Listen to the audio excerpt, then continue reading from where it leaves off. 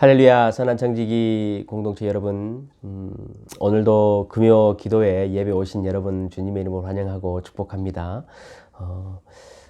지금 참 코로나 시기로 인해서 우리 또 교회에서 성도들이 그리고 우리가 기도가 참 절실한 때입니다. 여러분, 오늘도 함께 중보하는 마음으로 그렇게 말씀을 듣고 주님 앞에 기도했으면 좋겠습니다. 우리 함께 기도하고 우리 예배 시작하겠습니다.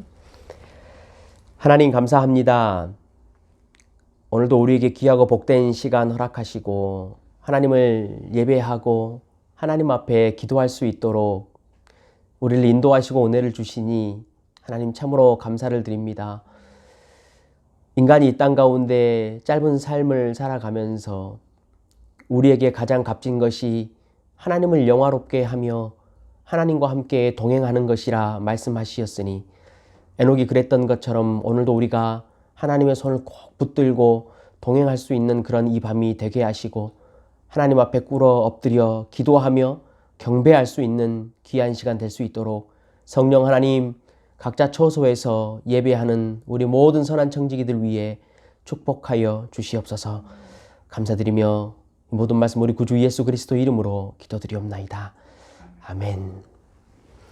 오늘 마가복음 말씀 함께 보겠습니다. 마가복음 11장 20절로 25절까지 말씀을 우리 함께 보겠습니다. 신약성경 74쪽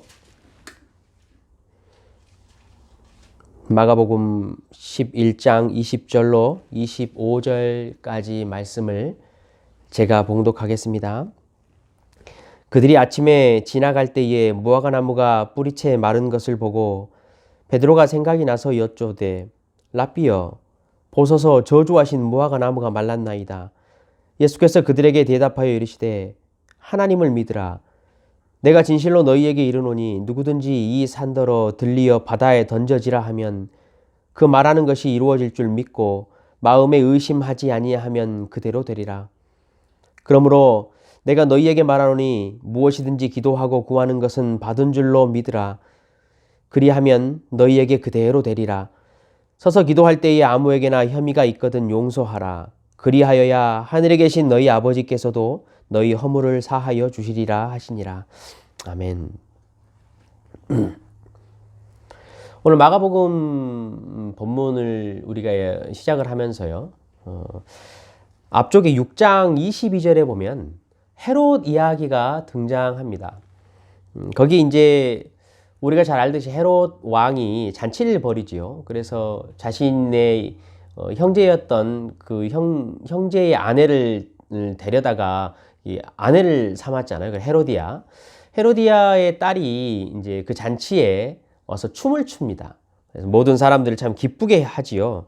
헤롯이 이렇게 말을 합니다. 그 이제 딸에게 무엇이든지 네가 원하는 것을 내게 구하라. 내가 주리라. 라고 이야기를 합니다.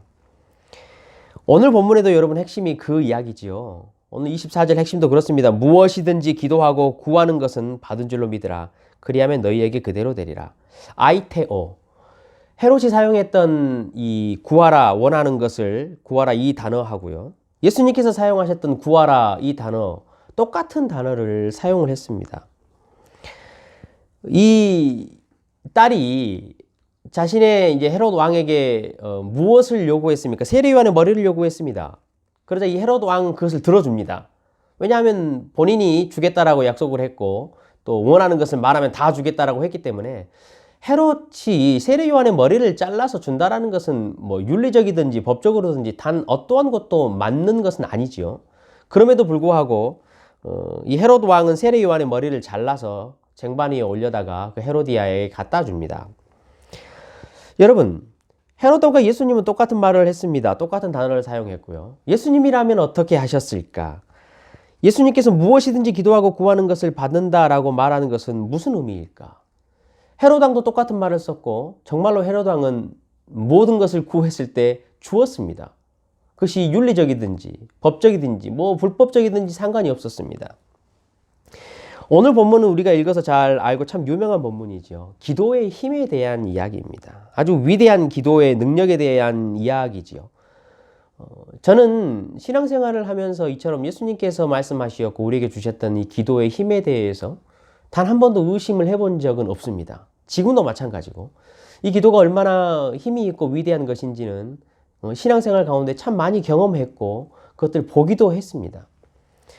그런데 또한 반대로 오늘 이 본문이 얼마나 우리 성도들에게 미신적으로 사용되기도 하고 자기 최면에 사용되기도 하는지 또 그 문제 또한 참 많이 보았습니다. 간절히 내가 바라고 긍정적으로 이것이 주어질 것이다 라고 생각을 하면, 그리고 이것을 내가 무조건 기도해놓고 이미 가졌다라고 생각을 하면 그것이 너희 것이 될 것이다 라는 그러한 어떻게 보면 조금 미신적인데 이 본문이 많이 사용되기도 했습니다. 하나님을 마치 우리가 이 헤롯 왕처럼 우리가 무엇이든지 구하면 그것이 어떠하든지 간에 우리에게 다 주실 것이다 라는 그런 생각으로 이 말씀을 사용을 한 것이죠. 오늘 본문은 믿음과 기도에 대한 가르침입니다. 그런데 오늘 이 본문을 우리가 함께 읽어보셔서 아시겠지만 내용이 조금 이해가 잘 되지 않습니다.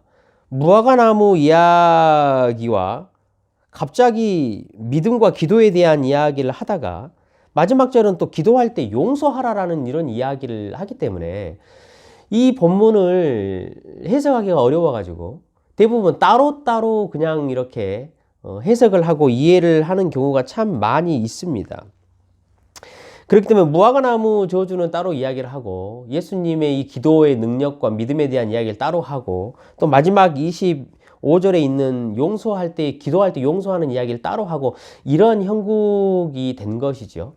그러다 보니까 오늘 예수님께서 정말로 말씀하고 싶으신 기도와 믿음에 대한 그 이야기가 너무나 왜곡되는 경우가 참 많이 있었습니다. 기도는 정말로 비교할 수 없는 하나님의 능력입니다. 우리가 정말로 이것이 하나님의 큰 능력이다라는 것을 알고 경험하기 위해서는 전제가 있습니다. 무엇이겠습니까? 기도를 예수님께서 원하시는 방법대로 정확하게 알고 우리가 그것을 사용해야 한다는 것이지요. 성도 여러분, 예수님은 오늘 이 믿음과 기도에 대한 가르침을 하시면서 어떤 의미로 하셨을까? 무화과나무 이야기와 연결해서 하셨기 때문에 우리가 그 문맥 안에서 오늘 바로 그것을 이해하고 어떻게 우리가 기도해야 될 것인가, 기도의 힘이 어떤 것인가 우리가 한번 오늘 이야기를 좀 나누면 좋겠습니다. 오늘 이 무화과나무의 이야기는 과거에 제가 한번 설교를 했었는데요. 마가는 좀 독특하게 이야기를 구성합니다. 여러분 보셔서 아시겠지만 12절부터 이야기가 사실은 연결이 됩니다. 그래서 무화과나무를 저주하는 그 이야기 사이에다가 독특하게요. 15절부터 보시면 성전 정화 이야기를 끼워 넣습니다. 그러니까 무화과나무 저주 이야기를 쭉 하시다가 말고 중간에다가 성전을 정화하신 이야기를 끼워 넣는 샌드위치 같은 모양을 하고 있는 것이지요. 여러분 샌드위치에서 가장 중요한 게 무엇일까요? 안에 있는 내용물입니다. 그 내용물이 무엇에 들어가냐에 따라서 그 샌드위치가 결정이 되는 것이죠. 그래서 오늘 이 성전 정화 이야기가요, 이 무화과나무와 이 믿음의 이야기 사이에 끼어 있다는 것은 마가는 오늘의 이 무화과나무 이야기하고 이 본문의 이야기를 성전 정화 이야기하고 함께 엮어서 이해를 해야 한다라는 것을 말하고 있는 것이지요. 우리가 잘 알듯이 잎사귀가 무성한 무화과나무가 있었습니다. 그런데 예수님께서 시장하셔서 그 곳에 가서 열매를 먹으려고 했는데 열매가 없었습니다. 마가는 그게 때가 아니라라고 기록을 하고 있지요. 근데 무화과나무 이야기를 우리가 좀 면밀히 살펴보면 무화과는 잎이 있다라는 의미는 처음에 맺는 첫 열매가 좀 일찍 조숙하게 익은 열매들이 반드시 있다라는 의미가 됩니다. 예수님은 그 열매를 원하셨죠. 그러나 잎이 무성했지만 열매가 없었습니다. 그래서 이제 저주를 하셨죠. 무화과나무를 그렇게 저주하고 나서 바로 이야기한 성전 이야기입니다. 성전에 들어가서요, 장사하고 있는 자들을 다 내어 쫓은 이야기가 끼어 들어가 있지요. 이 무화과나무를 저주하신 이야기와 성전을 깨끗하게 하신 이야기는 바로 당시의 종교 지도자들, 당시의 이스라엘 백성들, 잎만 무성하게 시끄럽고 화려하게 보였지만 실제적으로는 아무런 열매를 맺지 못하고 있는 그런 자들을 심판하시고 저주하신 이야기입니다. 성전 안에서 신앙을 한다라고 하지만 단지 껍데기만 가지고 신앙을 하고 있는 이 성전을 예수님께서 쓸어버리신 심판의 이야기인 것이죠. 믿음은 하나도 없었고 이스라엘 백성과 종교 지도자들 안에는 공의와 정의도 하나도 없었습니다. 약하고 힘없는 자를 착취했었고 자신들의 권력을 누렸었고 돈을 쫓아갔었고 종교 장사를 하고 있었던 시대를 예수님께서는 심판하시는 모습을 이 무화과 나무와 성전을 비유해서 우리에게 보여주셨습니다. 다음 날 다시 성전으로 예수님께서 들어가실 때 베드로가 이것을 보았습니다. 그리고 놀라고 예수님에게 말씀을 하시지요. 무화과 나무가 뿌리채 말랐습니다. 라고 예수님께 말합니다. 예수님께서 이제 드디어 정말로 예수님이 가르치고 싶으신 이 믿음에 대한 이 무화과 나무의 설명을 하십니다. 여러분 22절을 한번 우리가 이제 본격적으로 예수님께서 의도하신 바를 한번 이해를 해보면 좋을 것 같아요. 22절에 예수님이 이렇게 말씀하시지요. 예수께서 그들에게 대답하여 이르시되 하나님을 믿으라 라고 말합니다. 그런데 여러분 하나님을 믿으라 라는 번역은 좀 마땅하지 않습니다. 원어에 이 정확히 써진 곳을 보면 이렇게 되어 있습니다. 하나님의 믿음을 가지라 라고 되어 있습니다. 좀 이해가 되지 않는 거죠. 하나님의 믿음을 가지라. 이게 무슨 의미일까? 예수님이 설명을 하십니다. 23절에 이렇게 말씀을 하시지요. 누구든지 이 산더러 들리어 바다에 던져지라 하며 그렇게 이루어질 줄 믿으면 그리고 의심하지 않으면 그대로 된다라는 이야기를 이제 하시지요. 예수님께서 무슨 말씀을 하고 계시는 걸까요? 보시면요. 산들이라라는 표현을 하지 않았습니다. 산들이나 산 이렇게 표현하지 않고요. 이 산이라라고 말한 것을 우리는 주목을 해야 합니다. 여러분 오늘 이 본문이 여러분 주변에서 많이 들어보셨죠? 산을 옮길 만한 믿음이 있어서 우리가 믿음을 가지고 저 산더러 저쪽으로 빠지라. 우리 앞에 정말로 무거운 일이 있고 힘든 일이 있을 때 우리가 믿음을 가지고 이것이 이루어졌다라고 믿으면 그 일이 실제로 일어날 거야 라고 말하는 그런 본문에 참 많이 이용됐습니다. 그런데 예수님은요 여기에서 그런 능력을 말하는 일반적인 산 혹은 산들이라 말하지 않고 이 산이라고 말했던 것을 우리는 주목해야 합니다. 여기서 예수님이 말씀하신 산은 어떤 산이, 이 산은 어떤 산이냐면요. 예루살렘이 지금 서 있는 그 성전산을 말합니다. 지금 예수님은 감람산에 서 계시고요. 그 감람산에서 앞에 있는 성전산을 보고 계시면서 이렇게 이야기를 하시는 것이죠. 이 산이라고 말을 하는 것이에요. 자, 그러면서 이렇게 말씀하시죠. 바다에 던져지라 라고 말합니다. 감람산에 서서 보면요. 산이 높잖아요. 그렇기 때문에 요단강과 그 요단강을 흘러서 내리는 사해가 보입니다. 그래서 여기서 말하는 이 바다는 이 사해를 이야기합니다. 그러면 바다에 던져지라, 사해로 던져지라 라는 말은 무슨 의미일까요? 여러분 성경에 보면요. 바다에 던져지는 모습들을 한번 쭉 생각해 보십시오. 아주 좋은 예가 많이 있습니다. 돼지떼를 아시죠? 귀신 들렸던 돼지떼가 바다에 빠져서 던져져서 다 몰살에 죽습니다. 그리고 또 있습니다. 예수님께서 믿음이 약한 소자 하나를 실족하게 하면 그 사람 목에다가 연자 맷돌을 메고 바다에 빠져서 너는 죽고 심판을 받아야 한다라는 이야기를 하시죠. 바다에 빠진다라는 것은요. 그렇기 때문에 심판의 이야기입니다. 요한계시록 6장과 8장에도 보면요. 거기에 큰 산이 바다에 빠져 던져져 사라지는 그 모습이 기록되어 있습니다. 여러분 이야기를 종합해 보면 이런 이야기 아니겠습니까? 이 산이라고 말하는 것은 지금 예루살렘 성전이 서 있는 산입니다. 곧 말하면 이 성전과 예루살렘 백성을 상징하는 것이지요. 이들이 이제 바다에 다 빠져서 사라지고 심판을 받을 것이다 라고 예수님은 이야기를 하고 계십니다. 여러분 성전이 무엇입니까? 이스라엘 백성들의 최고의 자존심이고 기도의 응답을 받는 처소입니다. 그리고 거기에는 죄 용서를 받는 제사가 펼쳐지는 곳입니다. 성전은 그런 곳이었죠. 그런데 지금 예수님은 이제 그렇게 기능을 발휘하지 못하고 있는 성전, 정말로 이미 부패해져 버려가지고 죄 용서나 기도 응답이 전혀 일어나고 있지 않는 이스라엘 백성, 이러한 것들은 다 바다에 던져져서 심판을 받을 것이야 라고 말씀하시면서요. 이제 진짜 성전이 왔다라는 것을 예수님이 말씀하시고 싶으신 거예요. 이제 진짜로 만민이 기도하는 집, 진짜 성전, 진짜로 죄의 용서를 받는 그 성전이 이제 세워질 것이다 라는 것을 예수님이 말씀을 하시고 계신 것이지요. 옛 질서는 이미 붕괴가 되었다. 하나님의 나라의 새 질서가 이미 이 땅 가운데 임했고, 이제 형식적이고 가식적인 것들은 저 바다에 던져져 다 심판을 받을 거야. 이제 진짜 영생과 구원은 나로 말미암아 시작되었다라고 예수님이 말씀을 하고 계십니다. 이것이 바로 하나님의 믿음입니다. 이것을 왜 하나님의 믿음이라고 예수님이 말씀하셨냐면요.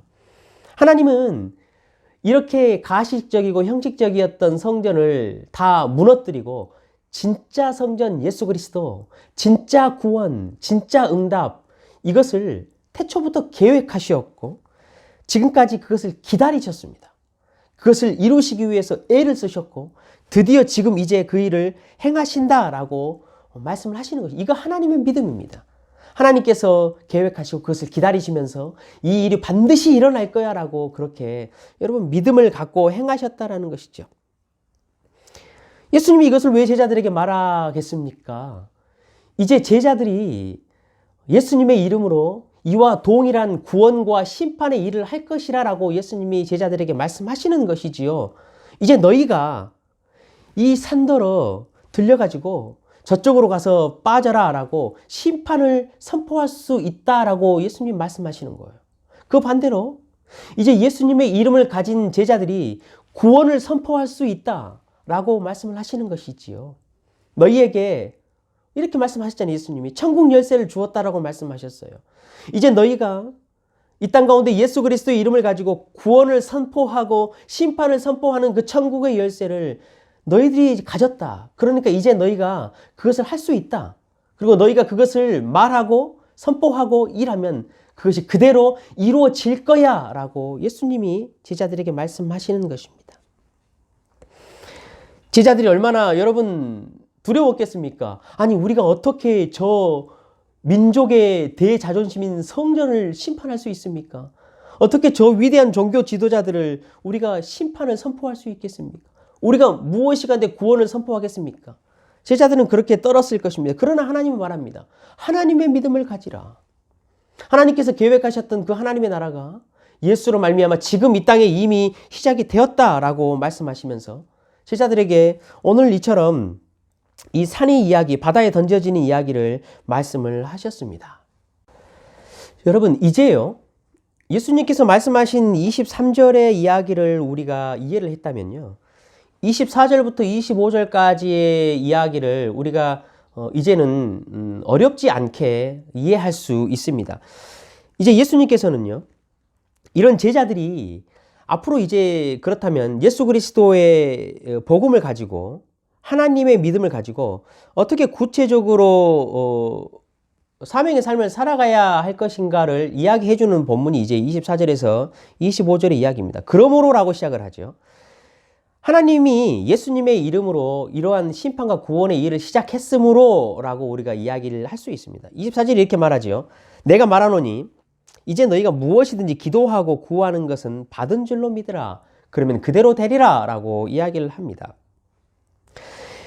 예수님의 이름으로 여러분 구원을 우리가 선포를 하고 심판을 선포하는 이 일을 해 나감에 있어서 이 일을 달성할 때요, 우리는 기도가 참 많이 필요합니다. 왜냐하면 우리의 힘으로 이것들을 할 수 없기 때문이지요. 한 사람을 구원을 시키고 한 사람에게 심판을 임하게 하고 그것을 프리칭하고 가르치고 살아내는 것은 참으로 쉬운 일이 아닙니다. 그래서 예수님은 무엇인지 그렇게 구원과 심판을 위해서 기도하라라고 말하죠. 받은 줄로 믿으라라고 이야기를 합니다. 제 주변에는 최근에 엄청 힘든 수술을 하신 분이 계십니다. 오랫동안 참 말할 수 없는 이 장기의 질병이 있으셔가지고 고생을 정말로 많이 하셨어요. 근데 그것이 이제 심해져가지고 어쩔 수 없이 수술을 할 수밖에 없으신 분이 있습니다. 기도를 계속해서 해왔습니다. 그분이 그 건강이 회복되면 참 좋겠습니다. 참 마음으로 기도를 했습니다. 그런데 아내하고 제가 그분을 위해서 더 기도하는 중요한 것은 여러분 무엇인지 아시겠죠? 그분의 구원을 위해서 정말로 기도합니다. 그리고 그분을 알고 계시는 분도 그분의 영혼의 구원을 위해서 할 수 있는 일은 자신이 온갖 어려움에도 불구하고 그 일을 감당하겠다라고 이야기를 하고 돕고 있습니다. 여러분, 우리가 한 사람 예수 그리스도를 믿지 않는 사람을 위해서 우리가 그들에게 복음을 전하고 그에게 복음을 전하고 우리는 그 구원을 선포할 수 있습니다. 저는 이렇게 기도를 하면서 한 가지 확신이 들었습니다. 하나님께서는 그 영혼을 반드시 구원하실 것이라는 마음이 들었습니다. 왜냐하면 오늘 예수님 말씀하시잖아요. 너희가 그것을 받은 줄로 믿고 확실하게 구원을 위해서 기도하면 그대로 이루어질 것이다 라고 우리에게 반드시 약속을 하셨습니다. 그분을 위한 하나님의 구원은 저는 이미 시작되었다라고 믿습니다. 받은 줄로 저는 이미 믿습니다. 여러분, 이것을 지금 의미하는 것이지요. 심판도 여러분 동일합니다. 예수 그리스도를 믿지 않는 자들 혹은 이 땅 가운데 이렇게 살아가면서 여러분 온갖 악을 행하고 온갖 비리를 행하고 하나님을 저주하고 하나님을 따르지 않는 사람들에게 우리는 심판을 선포할 수 있습니다. 여러분 그렇습니다. 하나님 빨리 저들을 심판해 주십시오. 하나님 빨리 재림해 주십시오라고 우리는 그것을 위해서 기도할 수 있습니다. 그러면서 우리는 받은 줄로 믿을 수 있습니다. 예수님께서 왜 이것을 받은 줄로 믿으라라고 이야기를 하실까요? 바로 이게 우리가 기다림의 의미입니다. 여러분, 하나님의 심판은 우리가 기도를 하지만 지금 당장 임하지 않지요. 그죠? 그러나 하나님의 심판은 앞으로 반드시 임할 것입니다. 우리는 그것을 믿고 선포할 수 있습니다. 그렇게 예수님을 믿으라라고 말할 수 있는 것이지요. 그렇지만 우리는 아직 하나님의 완전한 심판을 보지 못합니다. 그래서 마음이 참 괴로울 때가 많이 있습니다. 그래서 예수님은 우리에게 말합니다. 너희가 이미 그것을 선포하고 이미 그것을 너희가 알고 있다면 받은 줄로 알아라 라고 말씀하시지요. 여러분 그렇지 않습니까? 우리가 예수 그리스도 그분의 구원과 예수 그리스도 그분의 재림의 심판을 기다리고 그것을 위해서 기도하고 있다면 우리는 그것을 받은 줄로 믿을 수 있습니다. 왜냐하면 예수님은 반드시 우리에게 재림에 오실 것이기 때문이지요. 여러분 이제 한번 보십시오. 25절을 우리가 그러면 쉽게 이해를 할 수 있습니다. 예수님께서 우리에게 구원을 주시고 예수님이 심판을 하실 것이다. 우리는 그것을 받은 줄로 믿는다라고 생각하는 성도의 삶. 성도는 그렇게 기도하면서 삶에 어떤 열매가 맺혀지게 될까요? 용서입니다. 왜 용서를 해야 할까요? 예수님께서 이 땅 가운데 우리에게 오신 근본적인 목적이 무엇입니까? 우리의 죄를 용서하기 위해서 오신 그런 분 아니십니까? 예수님께서 다시 이 땅 가운데 오실 때도 우리를 완전하게 구원하러 오신 분 아니겠습니까? 지금 우리는 그것을 기도하고 있습니다. 그것을 이미 받은 줄로 알고 그런 삶을 살아갑니다. 그렇다면 우리가 그렇게 기도하고 매일의 삶을 살아갈 때에 우리의 삶의 열매는 여러분 무엇이 되어야 하겠습니까? 바로 용서하는 일입니다. 예수님께서는요, 지금 무화과나무 심판과 성전 심판의 이야기를 통해서 우리 성도에게 그 구원의 일과 심판의 일이 맡겨졌다. 너희가 그것을 받은 줄로 알고 삶 가운데서 담대하게 기도하면서 그렇게 성도의 삶을 살아가라라고 우리에게 말씀을 하고 계시는 것이지요. 이제 우리가 오늘 이 본문의 이야기를 이처럼 기도의 힘과 능력 이것을 알았다면 이 기도의 내용을 우리는 우리의 삶 가운데 구체적으로 적용할 수 있습니다. 여러분 이제 보셨지 않습니까? 이 본문의 내용은 우리가 마술적으로 어떤 주문을 외우는 게 아닙니다. 내가 긍정적으로 무엇을 생각하고 내가 기도하는 어떤 것이든지 가졌다라고 생각하면 얻게 되는 그러한 이야기가 아닙니다. 우리가 기도한다라는 것은요, 이처럼 하나님의 믿음을 갖고 하는 것이지요. 하나님께서 가지고 계시는 그 계획과 마음에 합당한 기도냐라는 것이에요. 예수님께서 말씀하신 것처럼 예수님의 그 이름에 합당하게 우리가 기도하냐라는 것이지요.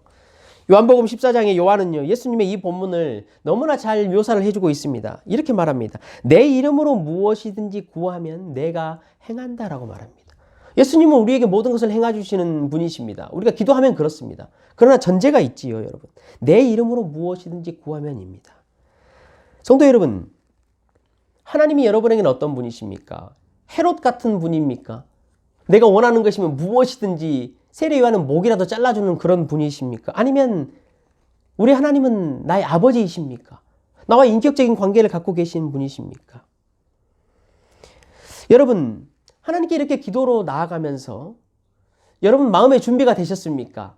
하나님 앞에 순종하며 겸비하며 하나님께서 나에게 무엇을 명하시든지 어떤 응답을 주시든지 나는 그것을 순종할 준비가 되어 있습니까? 여러분, 이것이 기도의 핵심입니다.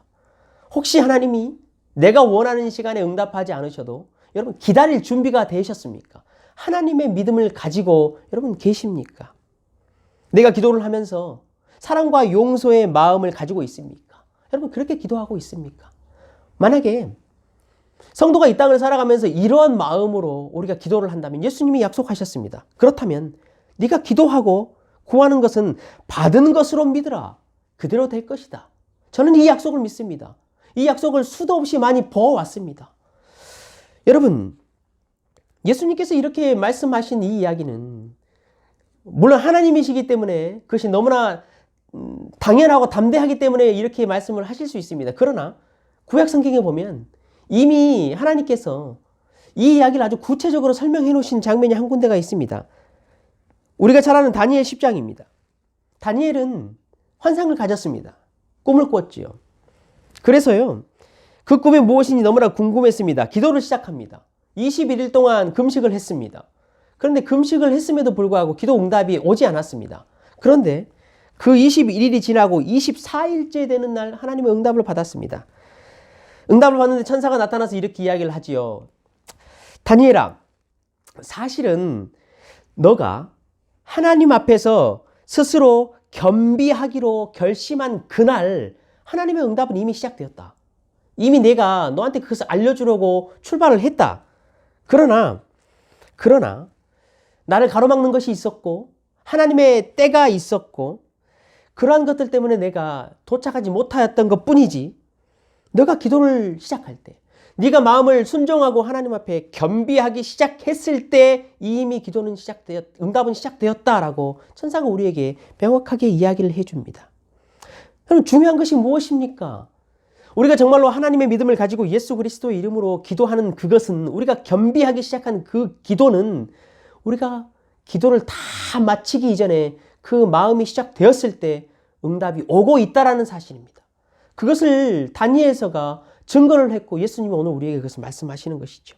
그래서 우리가 만약에 하나님의 뜻에 합당하게 예수의 이름으로 기도한다면 이미 그것을 받은 줄로 알고 우리는 삶을 살아갈 수 있다라고 다니엘이 그렇게 증거를 하고 있습니다. 사랑하는 성도 여러분, 우리의 기도는 이처럼 하나님의 믿음, 기다림이 필요합니다. 그렇지 않습니까, 여러분? 우리에게는 시간이 필요하고 과정이 필요합니다. 왜냐하면 하나님께서는 그 기도를 통해서 우리에게 하시고 싶으시고 우리를 만들어 가고 싶으신 그러한 일들이 너무나 많기 때문이지요. 또 우리의 기도가 바로 응답되지 않는 이유 중에 하나는요, 이 모든 환경들이 하나님의 시간표에 따라서 움직여야 하기 때문이죠. 성도라면 하나님께 기도를 하기 때문에 하나님의 마음을 잘 캐치를 합니다. 그러나 우리 주변에는 예수 믿지 않는 사람들은 하나님의 마음을 모르기 때문에 자신들의 계획대로 행동을 해나가지요.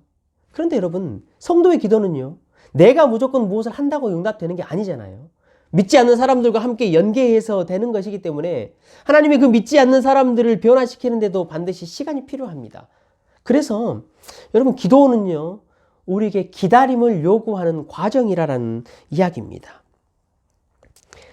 이제 여러분, 우리가 이런 하나님의 기도의 뜻과 예수님의 마음을 알았다면 우리에게 중요한 것이 무엇이겠습니까? 우리가 실제로 기도하는 것입니다. 우리가 기도의 능력을 알았다면, 기도의 방법을 알았다면 우리가 기도를 해야 하는 것이 가장 중요한 것이지요. 오늘 두 가지로 기도를 어떻게 구체적으로 할 것인가를 이야기를 적용을 하고 우리가 말씀을 마칠까 합니다. 예수님이 이렇게 말씀하시지요. 우리에게 무엇이든지 기도하고 구하는 것이라고 설명을 합니다. 여기는 우리가 좀 더 집중해서 보아야 할 구체적인 이야기가 있습니다. 예수님께서 무엇이든지라는 말씀을 하셨잖아요. 여기에는 무슨 의미가 포함이 되어 있겠습니까, 여러분? 우리가 기도를 할 때 하나님 앞에 작은 것을 다 기도해라라는 의미도 있지만 거기 안에는요, 너희가 기도 제목을 구체적으로 가져야 한다라는 의미가 있습니다. 우리는 보통 이렇게 기도를 합니다. 하나님, 저 가정 구원해 주십시오. 하나님, 빨리 재림해 주십시오. 하나님, 우리 자녀 복 주십시오. 하나님, 우리 나라를 지켜 주십시오. 하나님, 우리 모두 건강하게 해 주십시오. 우리 모두 행복하게 해 주십시오. 이렇게 우리는 기도합니다. 그러나 예수님께서는 무엇이든지라는 의미에 우리가 기도를 구체적으로 해야 한다라고 말씀을 하는 것입니다. 어떤 사람의 이름을 거론하고 우리에게 관련된 그 일들을 구체적으로 말하고 이 방법을 하나님 어떻게 했으면 좋겠습니다. 우리의 상황이 이러이러합니다. 저 사람이 이러이러한 것들 때문에 하나님의 구원을 받기가 참 힘듭니다. 하나님 이렇게 해 주십시오. 내 비즈니스가 하나님 이렇게 상황에 처해 있습니다. 하나님 이렇게 해 주십시오. 이렇게 하면 좋겠습니까? 여러분, 우리는 이것을 다 기도할 수 있습니다. 무엇이든지 구체적으로 기도할 수 있습니다. 비즈니스를 위해서 기도할 수 있습니까? 예, 여러분 기도하십시오. 여러분 직장을 위해서 기도할 수 있습니까? 기도하십시오. 여러분 대학, 여러분 이사 가는 것, 우리 아이들을 다른 학교로 전학시키는 것, 아니면 여러분 하나님이 주신 재물을 재테크하는 것, 그리고 우리의 건강, 여러분 기도하십시오. 하나님은 이 모든 것들을 기도하기를 원하십니다. 왜냐하면 1차적으로요, 하나님은 우리 아버지이십니다. 하나님의 마음은요, 우리가 행복하기를 원하시는 거예요. 그의 백성들이 일용할 양식을 가지고 건강하게 살기를 원하시는 거예요. 복되게 살기를 원하시는 거예요. 좋은 길로 가기를 원하시는 거예요. 그래서 하나님이 우리의 건강을 기도할 때도 하나님은 들으셔요. 그렇지만 여러분, 하나님께서 우리에게 구체적으로 기도를 하라고 하는 이유는 좀 더 중요하게 따로 있습니다. 이게 왜냐하면요, 우리가 구체적으로 기도를 하기 시작하면요, 하나님은 우리와 이제 기도를 함께 대화를 하기 시작하셔요. 하나님, 내 자녀가 이러이러한 상황이고요. 내 비즈니스가 지금 이러이러한 상황인데 하나님 이렇게 해 주십시오라고 기도를 하잖아요. 그럼 하나님이 물어보셔요. 왜? 왜냐하면 대화하기 때문에. 구체적으로 우리가 그 이야기를 붙들고 하나님 앞에 가면요, 이처럼 하나님과 대화를 시작해요. 하나님과 이처럼 대화를 시작하고 하나님이 왜냐라고 질문하시는 데는요, 이유가 있습니다. 우리에게요, 네 속에 가진 진짜 이렇게 기도하는 동기가 무엇이냐? 너는 왜 그렇게 기도를 해야 하냐? 너가 정말로 기도하는 이유가 무엇이냐? 이것을 우리로 돌아보게 하고요, 하나님의 마음과 예수 그리스도 이름에 합당한 기도 제목으로 바꿔가시기 위해서 이처럼 우리에게 구체적으로 기도하라고 말씀을 합니다. 여러분, 그렇게 꼭 구체적으로 기도를 하시기를 오늘 주님의 이름으로 부탁을 드립니다. 그러면서 이렇게 말하죠. 기도하고 구하라라고 말합니다. 기도하고 구하라라는 말을 한 번 하라는 말이 아닙니다. 원어를 보면요, 이것은 계속해서 반복적으로 그 제목을 기도하라라고 예수님 말씀하시는 거예요. 여러분, 기도는요, 하나님을 향해 가지는 나의 갈망입니다. 나의 소원입니다. 그렇죠. 그렇기 때문에 이것을 우리가 계속해서 반복적으로 기도를 한다라는 것이지요. 생각해 보십시오. 하나님이 내 기도를 들으십니다. 그리고 하나님이 내 기도를 들으시고 행하십니다. 여러분, 그 믿음이 우리 안에 정말로 있다면 우리의 기도 생활은 완전히 바뀌지 않겠습니까?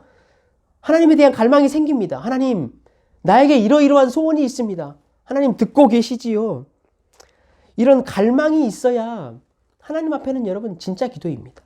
형식적으로, 종교적으로 아무런 마음 없이 하나님 앞에 와서 하나님 그냥 이렇게 해 주십시오라고 말하는 것은 하나님께서 원하시는 기도가 아닙니다. 우리에게 계속해서 기도하고 구하라라고 말하는 것은요, 여러분 우리 속에 하나님을 믿는 그 갈망, 하나님께서 이것을 다루시겠다라는 그런 확신이 생길 때까지 그렇게 기도를 하라라고 말씀을 하시는 거예요. 여러분, 기도할 때 그렇지 않습니까? 하나님 앞에 기도 제목들을 가지고 기도할 때 여러분 어떠십니까? 그 기도 안에 머물러 계셔야 합니다. 언제까지 그 기도를 반복해서 기도해야 할까요? 하나님 앞에 충분히 내가 갈망과 소원이 생길 때까지입니다. 여러분, 하나님의 이름이 거룩하게 여김을 받으십시오. 하나님 나라가 임하여 주십시오. 하나님, 정말로 하나님의 뜻이 이루어 주십시오라고 우리 기도하잖아요. 그렇죠? 여러분 스스로에게 한번 물어보십시오. 내가 정말로 내가 그것을 하나님 앞에 원하고 있는가?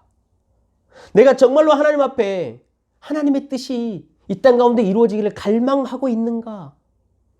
그 갈망이 우리 안에 생길 때까지 그 기도 제목을 떠나지 말고 머물러라 라고 예수님이 우리에게 말씀을 하시는 거예요.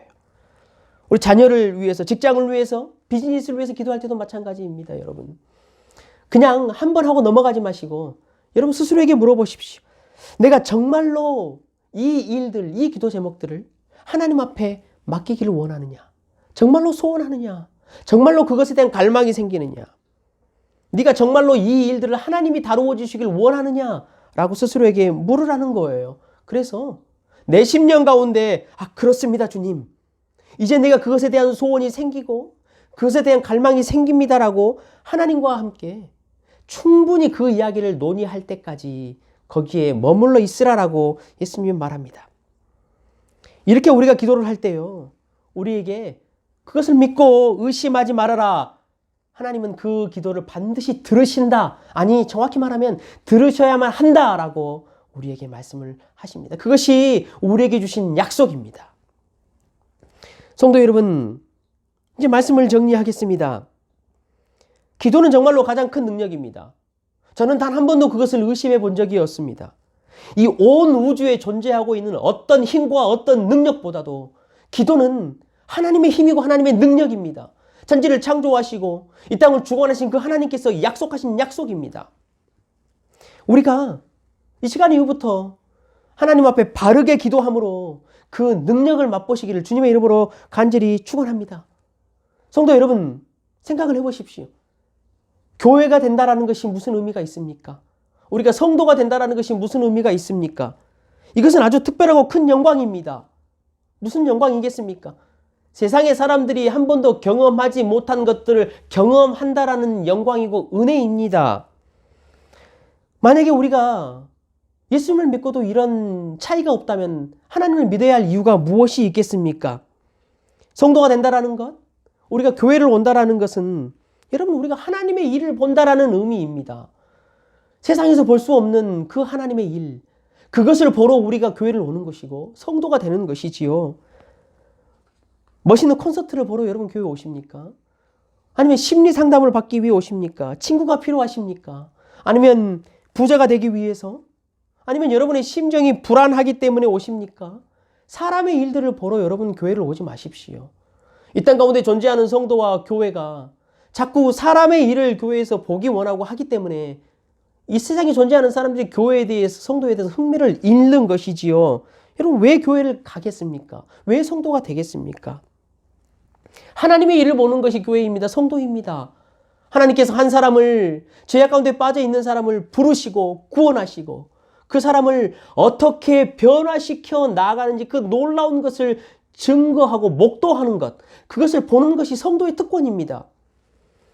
우리 인생 가운데 발생한 사건들, 문제들, 이 모든 것들을 하나님께서 어떻게 해결해 나가시는가, 하나님께서 이 문제들을 내 인생 가운데 어떻게 사용하시는 것인가를 우리가 목도하고 보는 것, 그 하나님의 일을 보는 것, 이것이 성도됨의 특권입니다.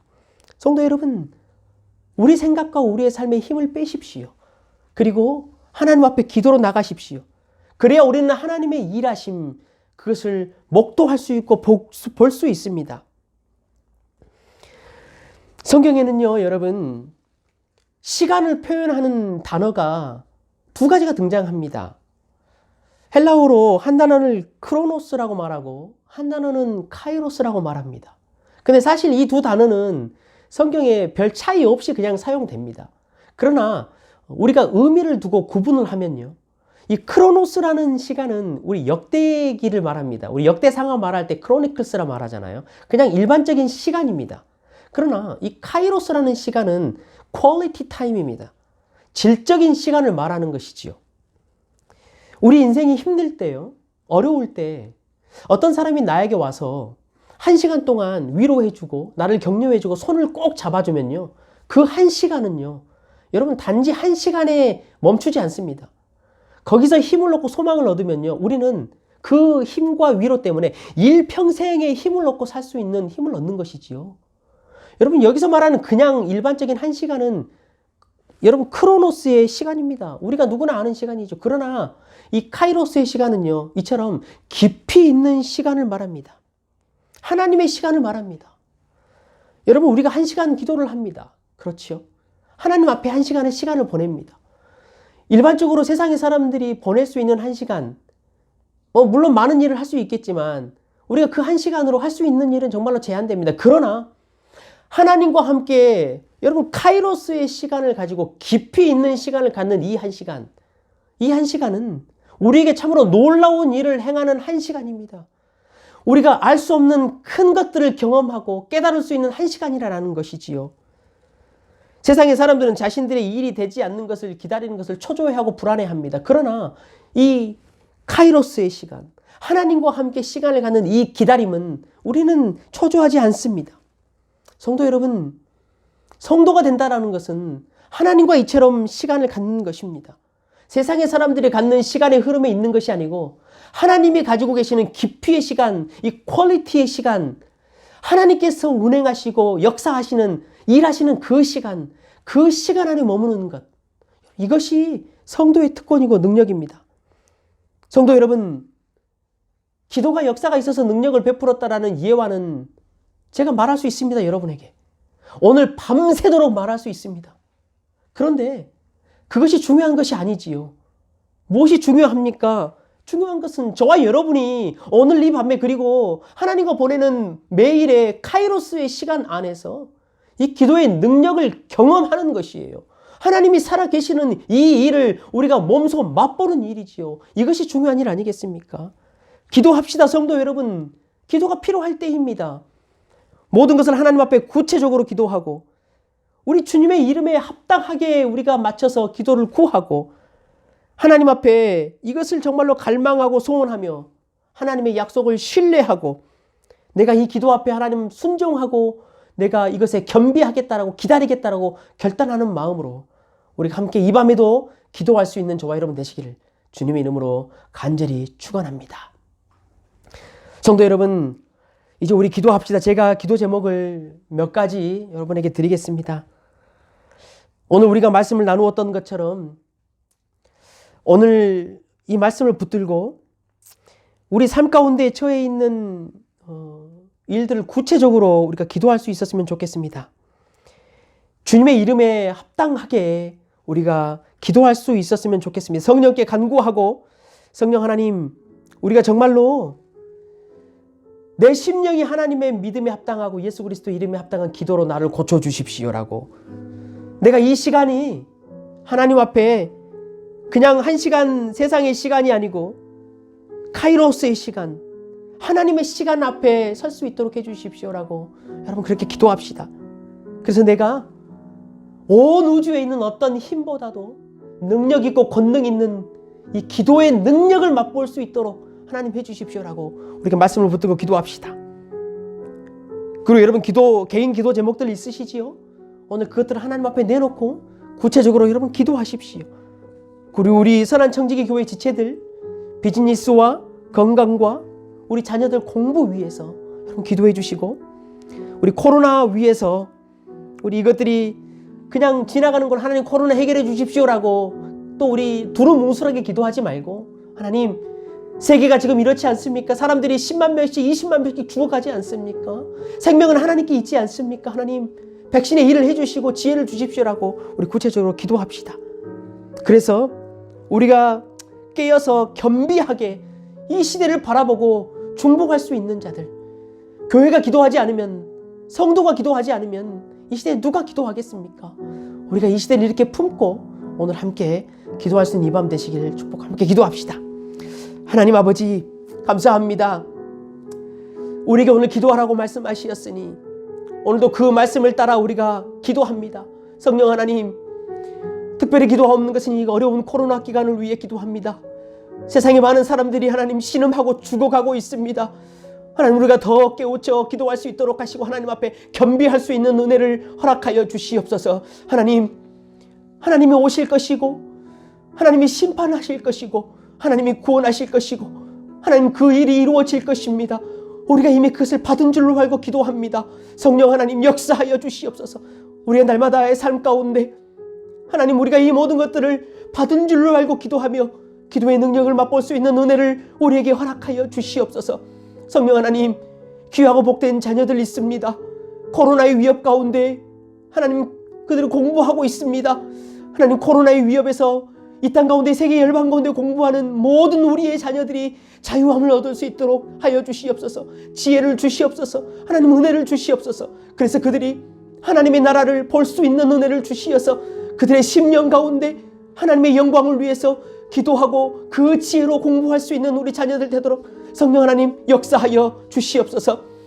우리가 하나님의 선한 청지기 교회가 날마다 깨어서 하나님 생명을 살리는 교회가 되게 하시고 회복을 일으키는 교회가 될 수 있도록 우리를 지켜주시고 우리의 입술을 주장하여 주시며 우리의 마음을 주장하여 주시옵소서.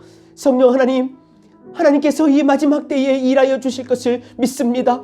하나님 우리에게 천국의 열쇠를 맡겨주시었으니 하나님께서 구원을 선포하고 우리에게 심판을 선포할 수 있는 믿음을 허락하여 주시었으니 일하여 주시옵소서. 질병 가운데 묶여있는 그 형제를 하나님 자유케 하여 주시고 그에게 예수 그리스도의 믿음과 구원을 허락하여 주시옵소서.